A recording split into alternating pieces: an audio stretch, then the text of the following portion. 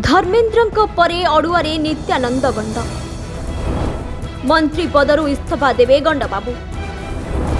NEET paper leak पाई फसिले नित्यानंद गंड। एथर BJP छाड़िबे गंड बाबू।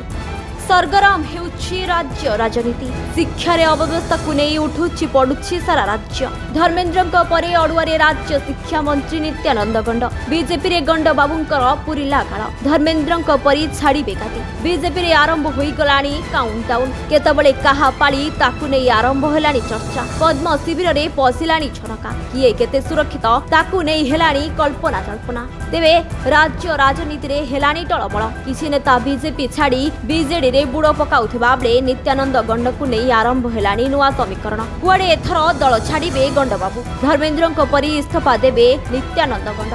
सारा राज्य रे नित्यानंद गंडक इस्तीफा को नहीं नाराबाजी देखबा को मिलथिबा बेले तेबे पाठ्य बही रे परिवर्तन को नहीं व्यापक अव्यवस्था देखबा को मिलछि। निबुड़ा गीत रे बही पिलांकु पाठ पढ़ाइबा को दिया जायथिबा बेले आगामी दिन रे बही को परिवर्तन करी पिलांकु दिया जेबा कथा सरकार कहिथिले। किंतु खरा दिन छुट्टी सरी पिला स्कूल जाउतबा बेले वर्तमान पर्यंत त्रुटिपूर्ण बही संशोधन होई पारबा जहाँ सरकार अपरागता को दर्शाउछि। तेबे नित्यानंद गंड शिक्षा मंत्री थिबा बेले पिलांकर पाठ्य बही रे एते बड़ त्रुटि केमिति होला आ जदि हला शिक्षा मंत्री कोन करिसंती कोन पाई परवर्ती मुहूर्त रे त्रुटि संशोधन हेला नाही। एमिति अनेक प्रश्न ने साधारण जनता सरकार को काउंटर करुथबा बेले राज्य रे शिक्षा मंत्री इस्तीफा को नहीं तेजुछि राजनीति। खाली सेतिकि नवीन बाबू मध्य नित्यानंद गंडक इस्तीफा दाबी करुथबा बेले नित्यानंद गंडक इस्तीफा को नहीं उठुछि पड़ुछि सारा राज्य। जंतर मंतर परिस्थिति कुआडे आगामी दिन में ओडिशा रे देखबा को मिल पारे। आगामी दिन में कहा पद पदवी रहुछि आ कहा पद चली जाउछि ताहा उपरे बे समस्तक नजर।